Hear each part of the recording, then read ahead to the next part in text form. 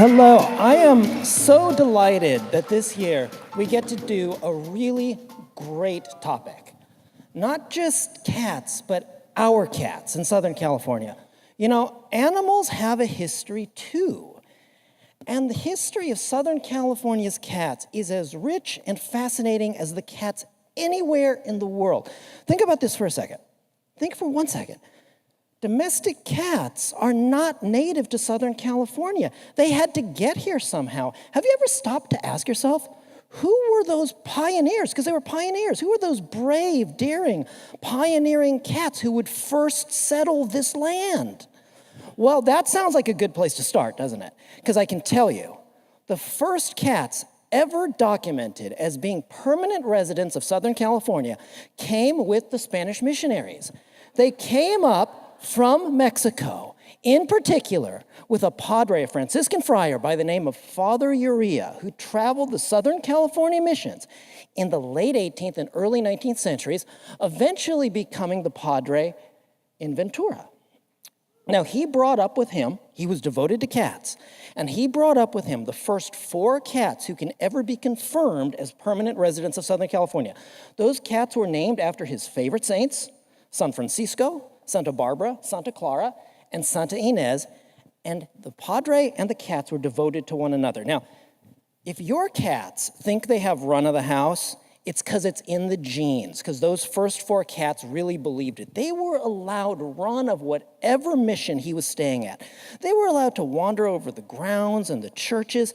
They slept in his bed. They ate from his table, totally devoted to one another. His favorite of those 4 cats was San Francisco. Now, San Francisco had a bad habit. He liked to hunt tarantulas. There actually were a lot of tarantulas running around Southern California back in the day, and he was very good at it. One of the tarantulas got him. He died of a spider bite. But 2 things in the wake of San Francisco's death. First of all, he did sire a litter of kittens, which makes him the great-great-great-great-great-great-grandfather of Southern California cats. But also, his death threw his owner, Father Uria, into a Great Depression. Father Uria was disconsolate over the death of his favorite cat. He eventually moved to the mission in Santa Barbara, where his health declined rapidly. They blamed it on the death of the cat. Upon his own death, you know, Southern California cats are smart, they're clever, they know things, they're empathetic. Listen to this story. Upon his death, an extraordinary thing happened that is unlike anything else in California mission history or anything else I've heard in cat history. I actually just pulled the page out of a book to show you, because if I tell you the story, you're not going to believe me. It's incredible. At last came the hour for the padre to lay down his earthly burdens. When Father Uria gasped out his last breath, it is told the 3 surviving cats solemnly marched to the chapel. Leaping to the rope of the chapel bell, they swung it back and forth, tolling out the mournful message that the padre was dead. Now, could it be? Hold on. I know it sounds unlikely, but those cats grew up in churches, and they were smart, and they knew what those bells were for, and they knew what those ropes led to. They grabbed the rope, and they rang out the news that their master had died. And you know what? It is said that to this day, at the mission in Santa Barbara, on dark, stormy nights, if you listen very, very carefully, you'll hear little padded feet and see nothing. And you'll see nothing, but you'll hear little faint mewing sounds as the spirits of those cats still mourn their master. Now, there is a great connection. And cats and ghosts, hold on. There's a great connection in Southern California between those missions and cats. There's another story kind of similar to this. No one knows the background of it because the records have been lost, but at the mission in San Fernando, there was apparently some connection to cats as well. There were cats there. And for over a century, people have reported a kind of ghostly-looking woman in white, and when she appears, any cats that are wandering the streets, any cats that are around the mission will stop what they are doing, and they will start following the apparition around until it disappears. And then they'll go back to what they were doing, the cat lady, the ghostly cat lady of the San Fernando mission. Now, bringing this up, by the way, Southern California, I said it has the most interesting history of cats anywhere. We actually have the longest history of haunted cat stories anywhere in the world. This isn't to talk about ghost cats, but I'm going to give you one more because it's fascinating. In 1925, when the Ambassador Hotel opened, you know the Ambassador Hotel, right? At one time, the most famous hotel in Los Angeles. That's the place Bobby Kennedy was killed. When the Ambassador Hotel was opened in 1925, they had a ghost cat too. They called him Beelzebub, and here's an old press clipping about him. At the Ambassador, Beelzebub has long enjoyed a reputation that would put his namesake to shame. A huge and sinister feline of the color of nether night, Beelzebub walked boldly into the hotel the day it opened 5 years ago, and ever since, the monster black cat with its greenly phosphorescent eyes, horrendous vocal powers, uncanny ability to elude pursuit, and general cursedness has been a disturbing element in and around the Ambassador. There's a follow-up to this story. One day, they caught him. Well, if they caught him, it's not a ghost, right? It's just some weird stray cat. Hold on. They caught him. The manager of the Ambassador told one of the bellhops, get rid of that cat. Take him to Long Beach so he can't get back. The bellhop takes the cat all the way down to Long Beach, leaves it on the beach. The next day, Beelzebub was back, and there were 6 others like him. So at that point, they gave up. Anyway, let's talk about the living cats, though. Father Urea had started the tradition of Southern California's domestic cats, but they weren't typically pets. It was kind of eccentric to keep cats as pets as Father Urea had done. They were here, but they were mostly feral. Now, in the Wild West, on the western frontier, cats were in demand. Cowboys wanted them to protect their grain. Farmers needed them to catch mice. But Los Angeles was rancheros, and so they didn't really need cats, and they didn't really care about them. So in Los Angeles, the cats were here, but they were on their own. They weren't wanted as pets. They weren't really wanted as mousers. They were feral, and they were tough. I'm going to share a story with you about a couple stray cats in Los Angeles in the 1880s. An incredible story. In the Santa Monica Mountains, 2 feral cats took on a bald eagle. I told you, they were homeless and they were tough. A bald eagle? Yeah. In the Santa Monica Mountains in the 1880s, it was mostly beekeepers who lived up there, and they would farm honey. And one of these beekeepers had a rooster. This is a newspaper clipping, and he tells the story better than I can. So again, I'm going to let it be told in his words. The eagle comes down, grabs the guy's rooster, and kills it. Suddenly, 2 feral cats jumped onto his property to take on that eagle. This is what he says. The eagle let go of the rooster, who was as dead as a doornail, and pecked away at the cat. It was the female, a male and a female. The female jumped in first. Somehow or another, Pussy knocked him over in a rush, and the eagle fell on his back. She made another pass at him, and by thunder, he ripped her open from neck to tail with his claws so that her entrails came out. That settled Pussy, and she kneeled over with a mighty sorrowful meow. The female cat's dead. The eagle disemboweled her. I was just coming out with a club to kill that there eagle when I see the other cat, the tomcat, bounding into the fray. He made one jump, and then the eagle and the blooming cat got so mixed up that I couldn't tell whether it was fur or feathers that were flying. Howsomever, after I got out of my room and near the Champs de Bataille, as the French calls them things, the fight was concluded, and the eagle was so damaged that I ain't been able to save nothing of his early remains except his head and his talons. The tomcat killed a bald eagle. As for the surviving cat, he says, well, he lost an eye in the battle, but outside of that, he ain't no worse off than before. Tough animals. At this time, 1890s, people were slowly taking the cats back in. It took about a century until people in Los Angeles got to where Father Urea had been, keeping them as pets. Now, in the 1890s, I got to tell you, it was considered very eccentric. This is the first mention of a cat club in Los Angeles from one of the local newspapers. And a cat club was considered bizarre, like people owning cats as pets. Newspaper article about the freaky clubs in Los Angeles, and the cat club is number 1. That's the weirdest club in Los Angeles. Our quota of freaky clubs.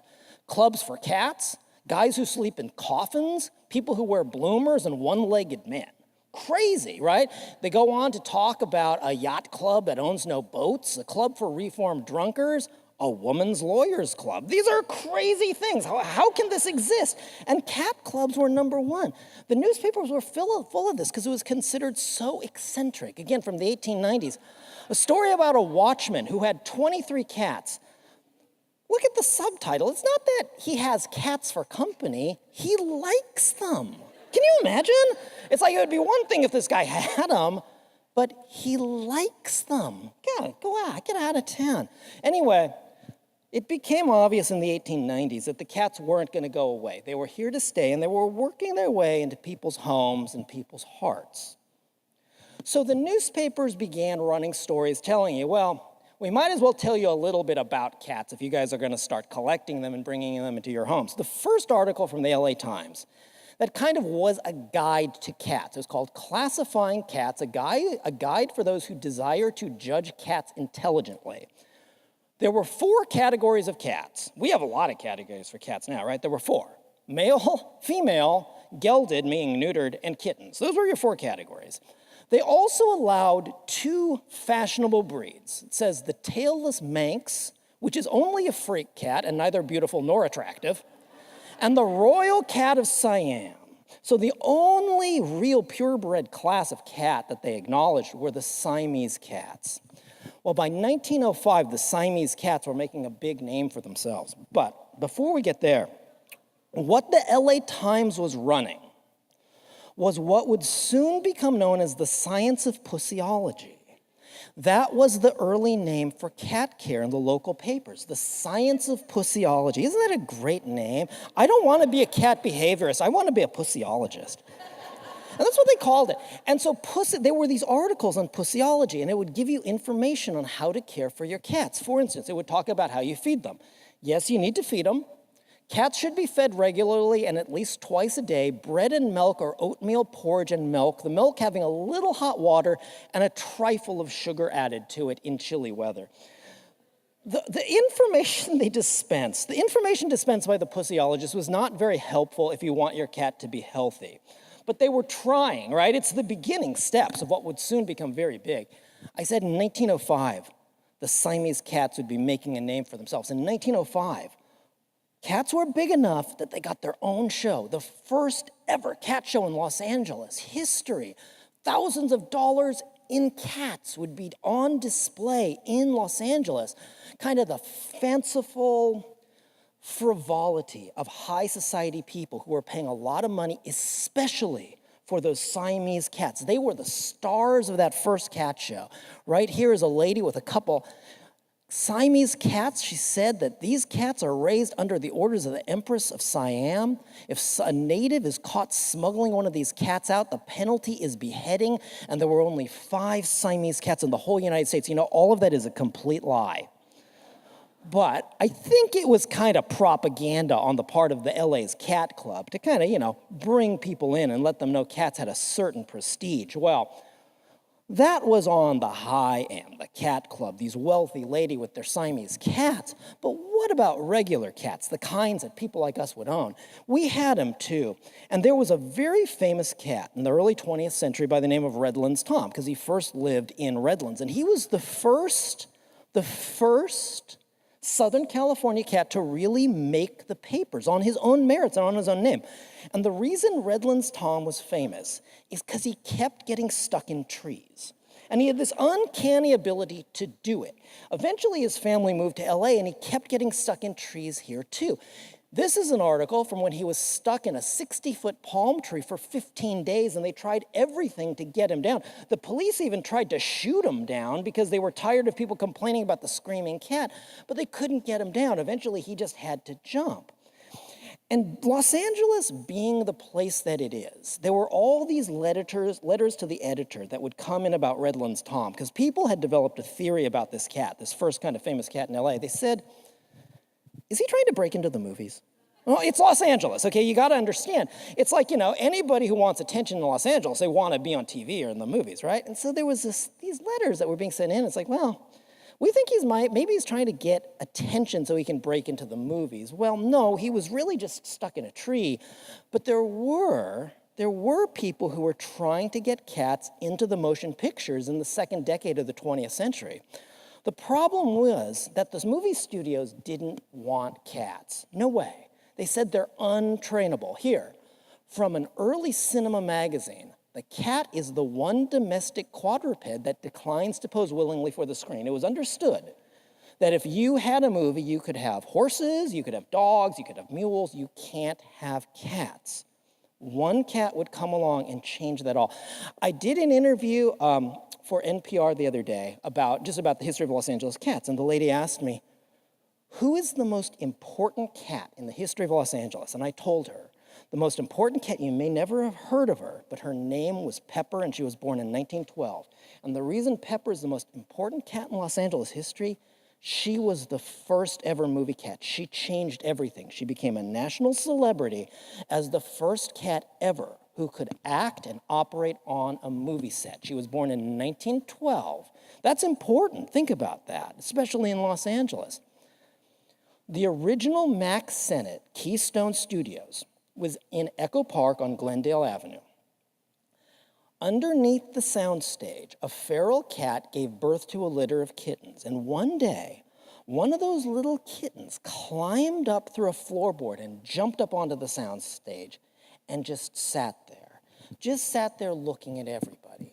Now, she had this strange poise. She was just looking at everybody as if she owned the place, and somebody had a bright idea. Somebody said, hey, turn the lights on that thing and see what it does. They turn the lights on, she doesn't flinch. And someone said, roll the camera and see what she does. They rolled the camera, then they developed the film, and this is what they saw.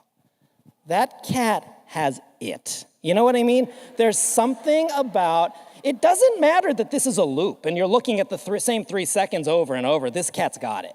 There's something about that adorable little body, that stubby little tail, almost like an opossum, that compact little belly. She's got charisma, and she can operate on stage. So they decided, let's get this cat into a real movie. They started casting her with Charlie Chaplin, with Fatty Arbuckle, with the Keystone Cops, just as an extra, just to sit around in scenes, and she could perform. 1913, a year later, she would get the first starring role ever given to a cat in a motion picture, the first credited role ever given to a cat in a movie. And think about this for a second. She's a stray cat. She's a feral cat. We're going to see this over and over again. The history of Los Angeles cats, shelter pets, they are the best pets. It's always stray cats. You're going to see this over and over again. It's the strays who always accomplish in this city. Now, she was cast alongside the big dog actor of the day, Teddy the Wonder Dog. This is before Rin Tin Tin, way before Rin Tin Tin. This is the old days, and the big dog hero was called Teddy the Wonder Dog, and she was going to play alongside this big canine star in a movie called The Little Hero. Now, Pepper is not the hero. Pepper's actually the villain. Of course, it's still a dog's world. Teddy's the hero. I'm going to show you a tiny little clip from her first starring role, and you can see for yourself what she could do. Now, this is a silent film, so there's no sound, and the only copy I was able to get was from Holland, so the title cards are in Dutch, but regardless. Now, leading up to this scene, a woman owns a bird, and she has a little kitten at home who is played by Pepper, and she tells Pepper, I'm going out for the day. Don't try to get the bird. Do not try to get the bird. You know what the cat's going to do. Now, here's Teddy the Wonder Dog. He looks in the window. He's like, oh, crap, that cat's going to get the bird. Teddy is too much of a coward to take on one small kitten, so he's going to run away and get help. See, that's why he's the little hero, because he's a coward. He's running away. He's going to go get more dogs, because it's getting intense in there, and that cat's going to get that bird. And one little dog certainly can't deal with a 6-month-old kitten. So Pepper's going for it. Here goes Teddy. I got to find more dogs. I got to get reinforcements. Actually, I'm giving Teddy a hard time. He's a good actor. It's getting bad. It's getting bad. That bird's going to get it. Here he goes. Here he goes. There's got to be some collies around here, right? He screams. He's going to scream. Help. Come on. Come on, dogs. Where are you? There they are. There are the collies. Guys. Help, help. They don't respond. They're dumb. They're dogs. Now he's like, see, this is dog language. He's like, guys, hello, cat-killing bird. That's the sign. Now they're like, oh, hey, we get it. So here come the collies. Here come the collies. Cat's going to get the bird because back at the house, It's getting really, really intense. She's on top of it. We're gonna cut this here because it doesn't end well for the cat. She doesn't die, she just gets scolded. In her life, 17 credited roles, and of course, countless uncredited roles. Interesting end to Pepper's career. Teddy the Wonder Dog, who she played with, was also owned by Senate Studios, and was actually off-screen was her best friend. After Teddy died in 1923, Pepper refused to ever act again. She refused to go back on screen without Teddy, and so Pepper basically voluntarily retired and eventually died at the Dog and Cat Hospital of Los Angeles. Pepper was so big, though, that Senate needed another cat. They found one by the name of Puzzums, again a stray, and a very interesting story. Puzzums was chosen to replace Pepper. I said always the strays. This is a fascinating story. Puzzums was owned by a pair of sisters who were from San Jose and had moved to LA to become actresses. They found a dying kitten and they took it in, they nursed it back to health, and they kept going to auditions. And one day they had to take the cat with them for whatever reason. Those sisters never got a movie role, but someone kind of said, no, we don't have a role for you, but what's the deal with that cat? Can it act? And they're like, let's try. And so anyway, the girls for the rest of their lives were working for $7.50 a day as extras, but Puzzums was getting $50 a day as an actual player. Again, stray cats though, stray cats. Listen, because of time constraints, I want to tell you about a couple more of these famous movie cats because they're remarkable stories. I want to jump ahead to the heyday of movie cats in Los Angeles, the 50s and the 60s. Have you ever heard of a movie called That Darn Cat? Okay. Do you know the story of the cat who played in that movie? Because it's fascinating. He was a shelter pet. He was a shelter pet from Ontario. A Siamese cat by the name of Sin. A guy owned this cat and he took him to an animal shelter and said, take him, I don't want him. A castaway. Why would someone be that cruel? They said, why are you getting rid of your cat? He said, he's standoffish and independent, buddy, get a dog. This is a cat. This is the way they are. Another guy came in and he said, that's a nice cat. Adopted him for $5, started teaching him some tricks and realized he could act. Cat winds up getting cast in That Darn Cat. It says in this article that he had languished 3 years ago. He had languished in a Los Angeles animal shelter, unloved and unwanted, temperamental and slightly cross-eyed. And then he gets cast in what at that time was the biggest cat movie ever. I want you to know that when, right, patrons leave Darn Cat feline fine. When that movie came out, Sound of Music, beat it at the box office. The new James Bond film, beat it at the box office. Sean Connery, get out of here. We have a cat. Beat those movies. It winds up as the 5th biggest box office draw of the year. And people took that movie and That Cat seriously. This movie starring a stray cat, an unwanted cat from an LA County animal shelter. The New York Times reviewed his acting. What did the New York Times have to say? The New York Times said of this cat from the LA County Animal Shelter, he's a paragon of suavity and grace. Not even Clark Gable at the peak of his career could play a tomcat so willingly. Another New York reviewer on an LA shelter cat said he's a 9-pound package of cinematic dynamite. But the greatest acting cat ever is another stray cat from LA. His name was Orangey. Now, you know him as the cat from Breakfast at Tiffany's, but he had a lengthy career, over 500 roles in movies and television. And one of the greatest stories of an LA cat, in 1950, Paramount Studios put out a casting call for a cat. That's not usually how it worked. Usually people would take cats to the studio who they knew could act. But Paramount couldn't find a cat for a movie they were casting called Rhubarb. And it was a weird movie about an eccentric guy who owned the Brooklyn Dodgers baseball team, and when he died, he willed the baseball team to the cat as its new owner. And they wanted a really kind of like mean, mangy street cat, and everybody kept bringing him. All the animal trainers would go to Paramount with these really nice cats, and they're like, no, we want a different kind of cat than Hollywood deals with. And they put out an actual casting call, an ad that says we're looking for a bad temper, scarf-faced, sourpuss of a cat to star in a film, and they got one.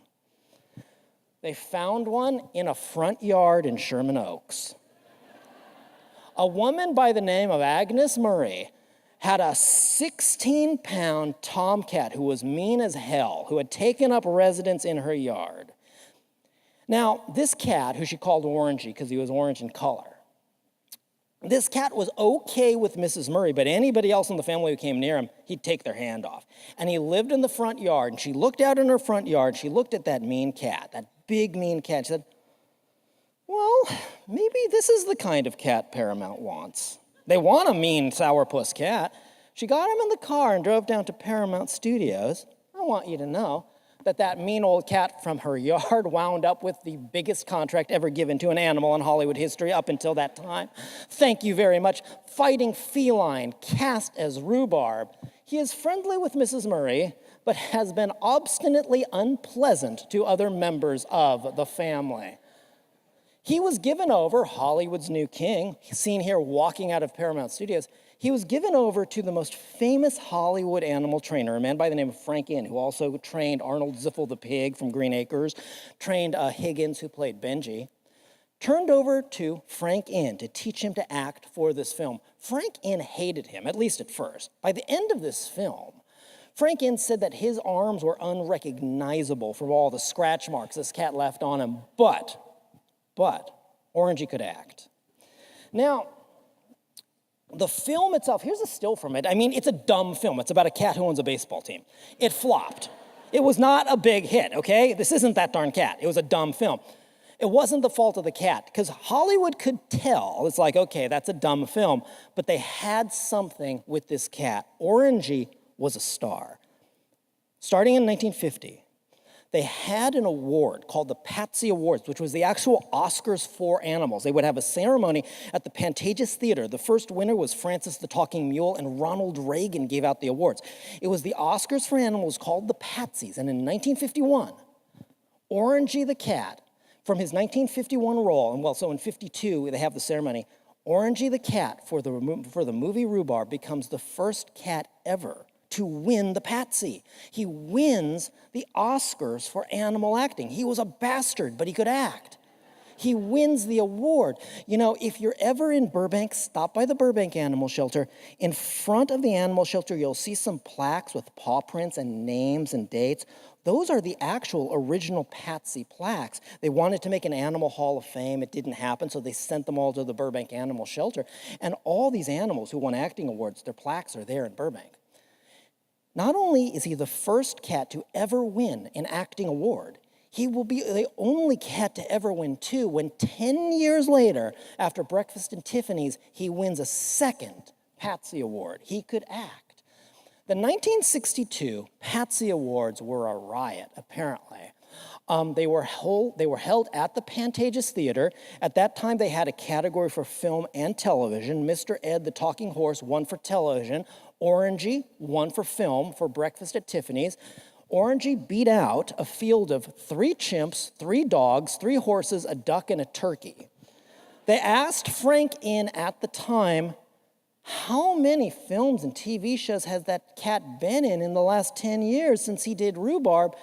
Here's what he said. He said, I gave up counting after hit 300, but I'd say offhand it's about 500. He's a bastard, but he becomes Hollywood's go-to cat. You know, you can take the cat out of the street, but you can't take the street out of the cat. One of the great controversies in the history of the Patsy Awards will happen in 1962 at that ceremony when Orangey, our boy, from that yard in Sherman Oaks, would attack the dog from the television show My Three Sons backstage and beat him up really bad.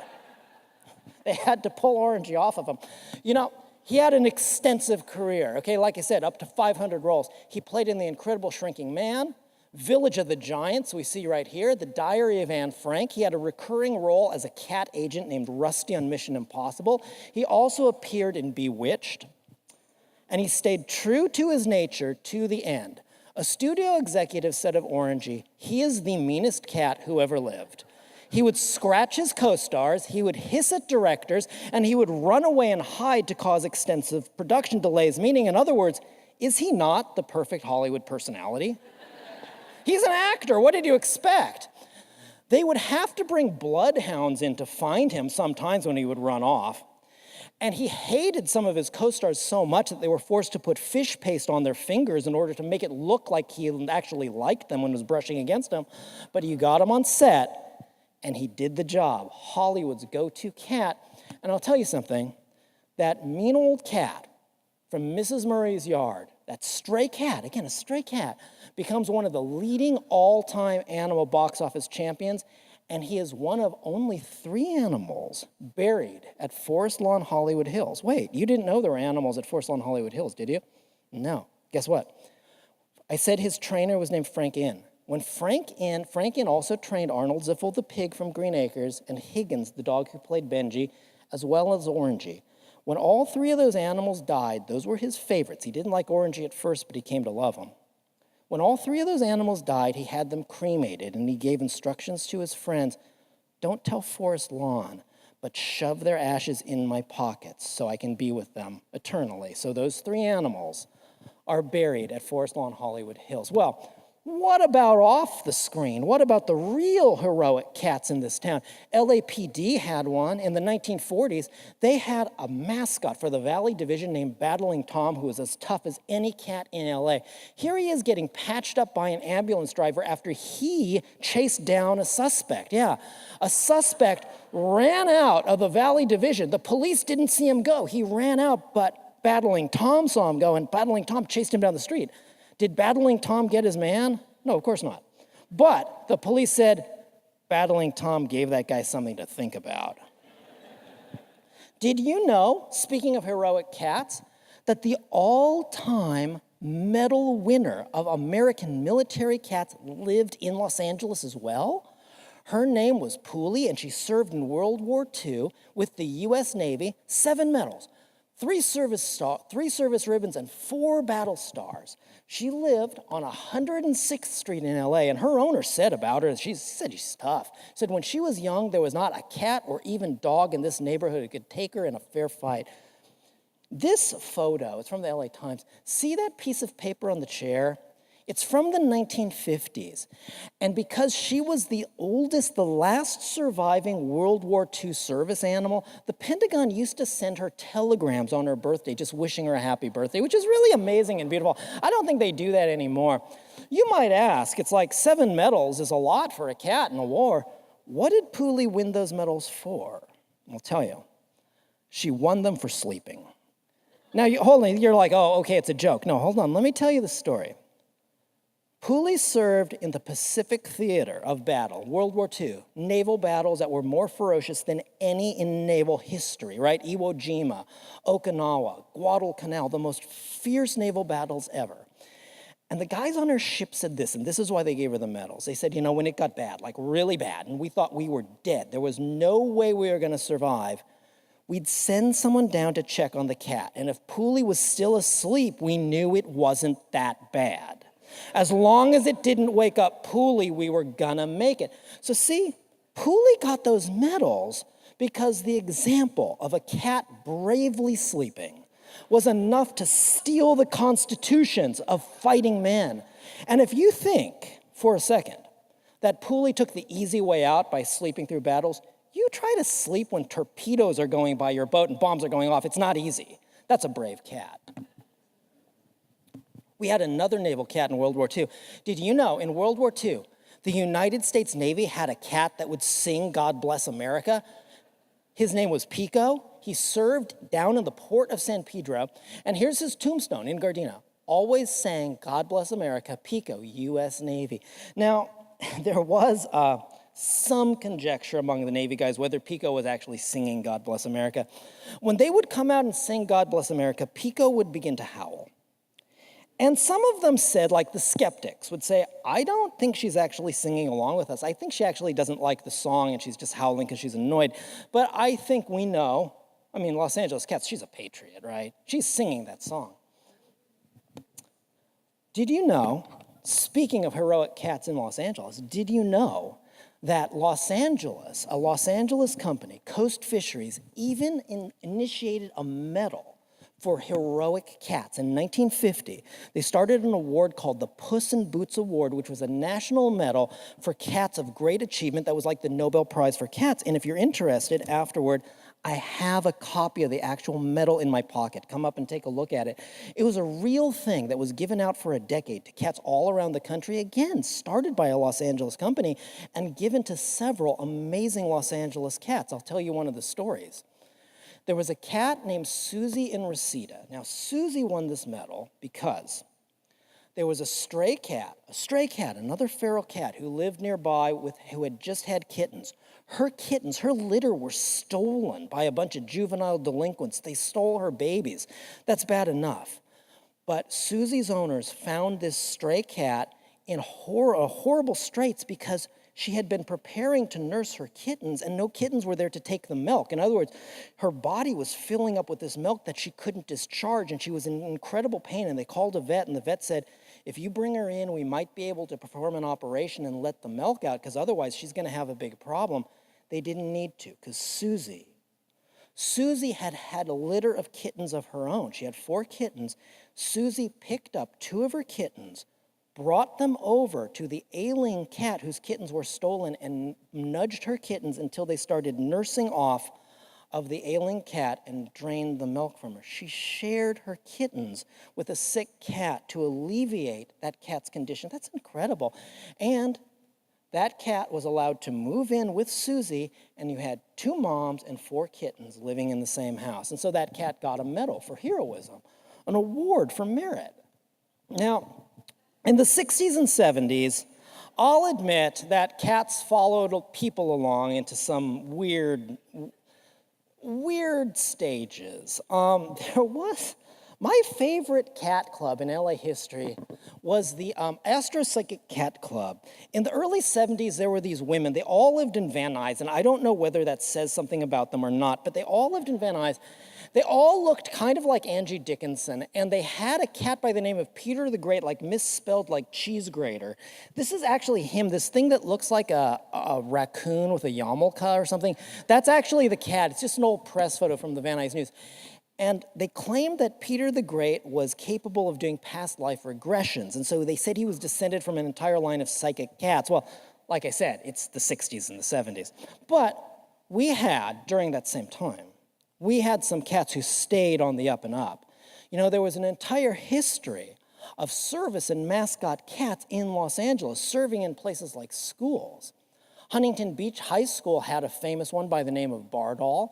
Bardol was a respectable mouser, it says, who earned $50 a year paycheck by keeping the mouse population down in the Huntington Beach High School book room, and which leads us to, I think, the most famous and popular of all Los Angeles cats.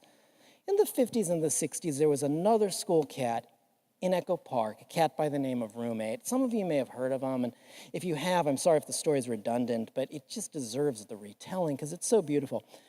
At Elysian Heights Elementary School in Echo Park, one day in 1952, the kids went out to recess. When they came back from recess, they had found that a stray cat had broken into their room, room number 8.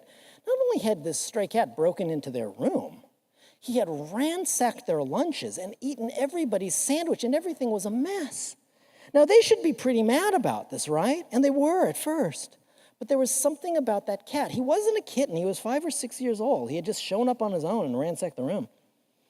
There was something about that cat, so they said to the teacher, it's like, well, can he stay, like, for a little while? We kind of like him, actually. And she said, okay, he can stay temporarily. Well, temporarily turned out to be the rest of his life, 16 years. He adopted the school, and the school adopted him. It wasn't the best meeting. He did steal their lunches. But what he learned is that he loved those children. And what the children learned is that he loved them. They named him Roommate after the room he first appeared in. Also, there's a kind of double entendre, Roommate, roommate, right? And they promote him to the school's mascot. Now, there's something you need to understand about Roommate that makes his story so special. He never had a permanent home. He didn't really live at the school. He just showed up for school.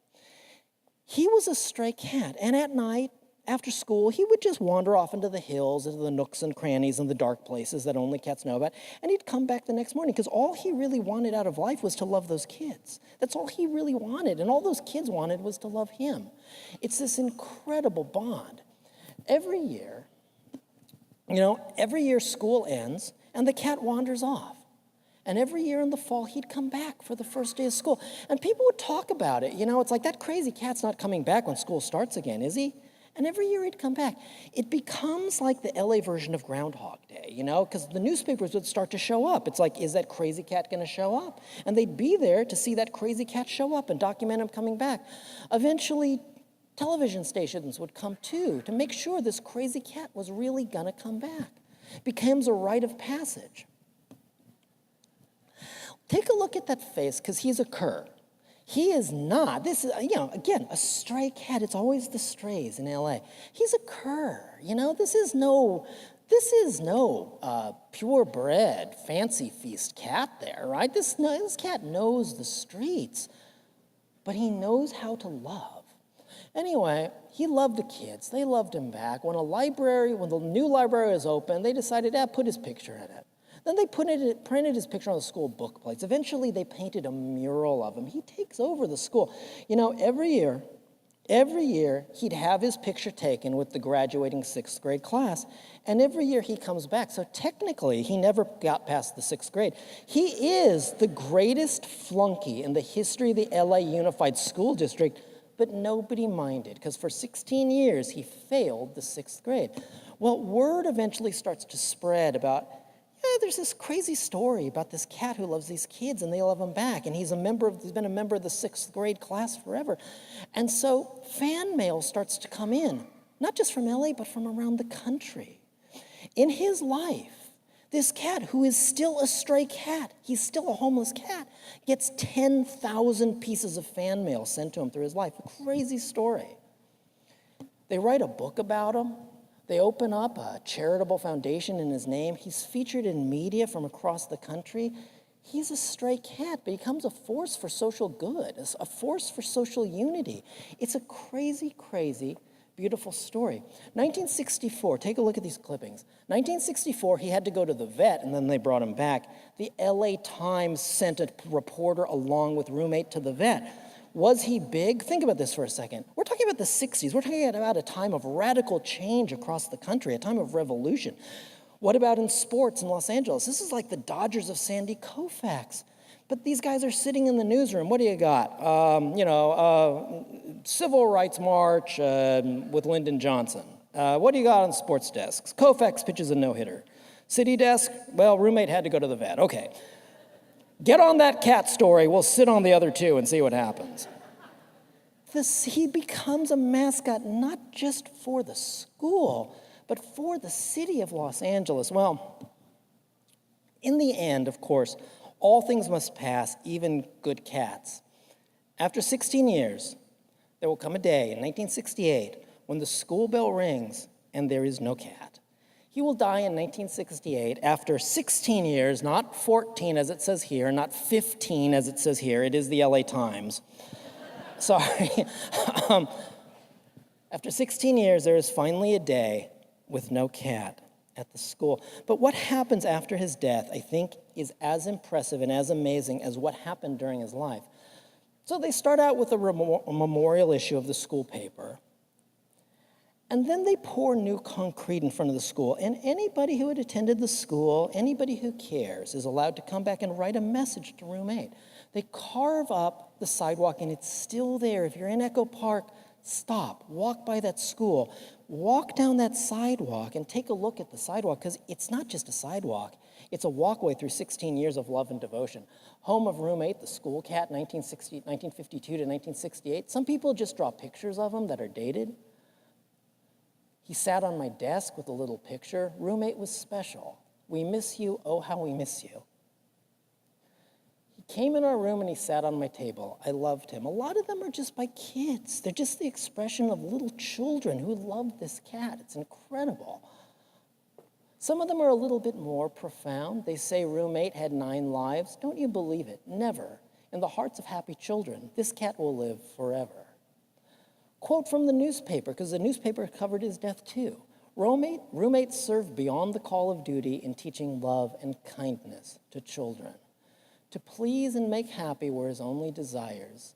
He was loyal and true. His faith never died. And maybe the simplest way of expressing it from the point of view of the students, he left his love, and we are blessed, So when I did that NPR interview, they said to me, we'd like to do it out of the studio. Do you know any place that would be really great to talk about the history of LA Cats? I was like, yeah, let's go down to that school. I told them a roommate, let's go down to that school because that whole pavement's there. I expected the school to be closed because it's the summer. When we got there, the school was open for summer cleanup and refurbishing, and there was a lady sitting down right in front of the school steps, repainting the school steps, and what was she painting right in front of the school? A picture of roommate. He's still there to this day. It's incredible, and it's been almost half a century. He left his mark that deeply on the school. Well, when he dies, the lasting tribute, the last one, the school decides, well, we need to have a gravestone for him. We want to bury him in the pet cemetery in Calabasas. He may not have had a home, a real home in this life, because he chose not to, but we want him to have a permanent home in the afterlife. They got him a funeral plot in Calabasas, a cemetery plot, but they didn't have enough money. It's a little school, right? I mean, they don't have money for cat funerals and cat tombstones. All these people had remembered roommate with their words. Would they remember him with their pocketbooks? And so they asked, does anyone want to contribute any money to a grave marker for roommate? What do you think? You think they did? Yeah. They wound up with so much money that he has the second largest headstone in that entire cemetery after the damn MGM lion. That many people wanted to remember him. And it's a beautiful gesture, and a beautiful end to this story is that to this day, 49 years later, his grave is still the most visited in that pet cemetery. Now, I want you to know about that pet cemetery if you've never been there. Valentino's dog is there. The pets owned by Lauren Bacall and Humphrey Bogart are there. Anybody who was a Hollywood celebrity buried their pets there. Famous animals are buried there. But the one animal that gets more visitors to this day than any other is a stray cat from Echo Park who could do not one thing in the world except love and be loved back. But in the end, that's all they really need to do. I think his story, he's the quintessential LA cat, because if you kind of look at that whole history that I painted for you, it's like, right? Like those first cats who came with Father Urea, he's loving and smart. Like those cats who lived in the 19th century out in the wild, he's tough and resourceful. And like those cats from the movies, he makes himself into a star. Roommate is the quintessential Los Angeles cat. I think if you want to know the history of Los Angeles cats in a microcosm, look at just that one. So I'm going to leave you with his story, and I think we're going to have a little time for questions and answers, and we also have a poster giveaway if anyone is interested in a poster of my own cat dressed as Andy Warhol. So, guys, or maybe we don't. We're good.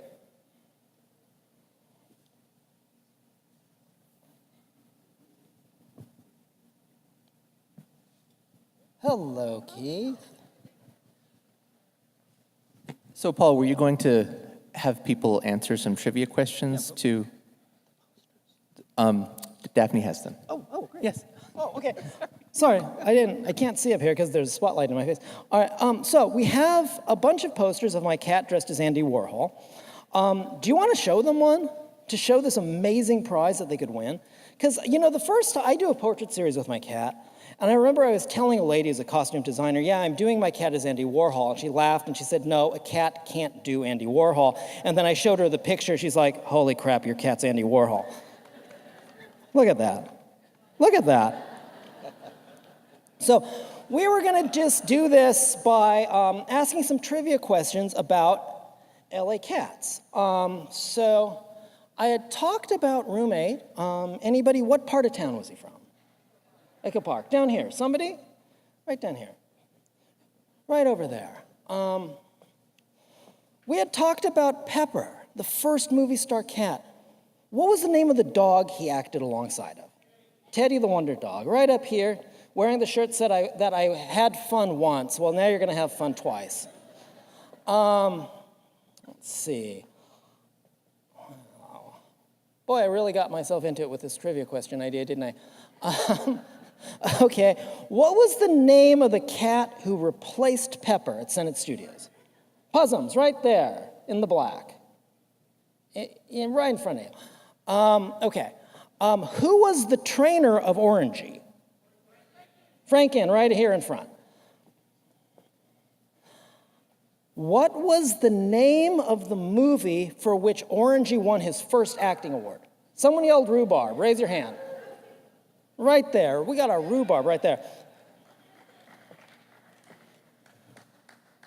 What was the name of the Franciscan friar who brought the first cats to us? Father Uriah, right here in the front. A man wearing a cat shirt. That should be easy to find. Got his hand up. What was the name? Okay, I'm going too fast, aren't I? Yep, right here, the guy with his hand up. Yep. What was the name of Father Uriah's favorite cat? Well, give one to the whole audience. Everybody. That's, well, I don't know, what are we doing? What the hell, let's just give them out. I'm just gonna give them out randomly. That's fine. That's fine.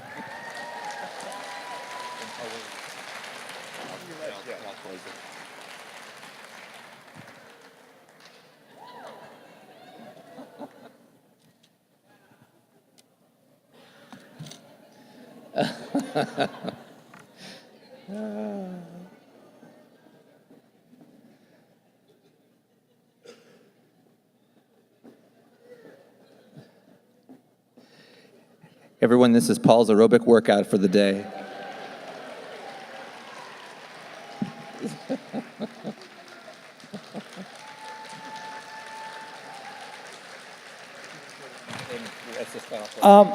Do we have any time for questions if anyone has one?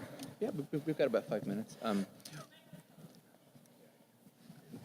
We have about 5 minutes for questions and answers if anyone has any. But we need a microphone. Yeah. Well, it's a perfect lecture if nobody has any questions at the end. Yeah, right? it's perfect. It's ideal. All right. Anybody questions? Yeah. Not to my knowledge. Orangey is featured in some cinema books, but I don't think there's a biography just about him, not that I've ever seen. Yes? He actually became very sick, and they had to take him to a vet. At the very end, he wasn't even at the school. They just kind of had him in someone's yard, kind of living at someone's house.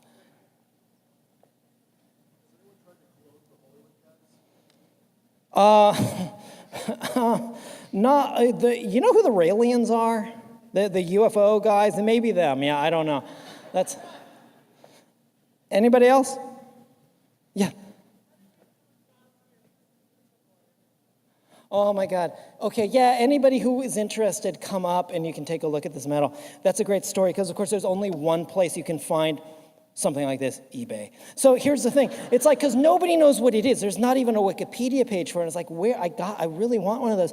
And I just typed in one day on eBay, Puss Boots medal, and this came up, and it was like $5 because someone's like, I don't know, this is a weird old medal I found in a closet.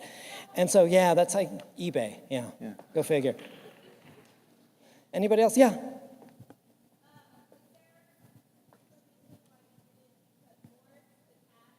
Because Morris is from Chicago. Yeah. There are several Morrises, but the original Morris is from Chicago. Because that company, they were owned at the time by Quaker Oats, right? I believe so. Yeah, and Quaker Oats is headquartered in Chicago. Quaker Oats is a bad company. They're the ones who bought out Coast Fisheries and discontinued the Puss in Boots medal. Oh, boo. Yeah. Bad Quaker Oats. Are we good? Should we cut? Yeah. All right, we're going to go. Thank you guys so much.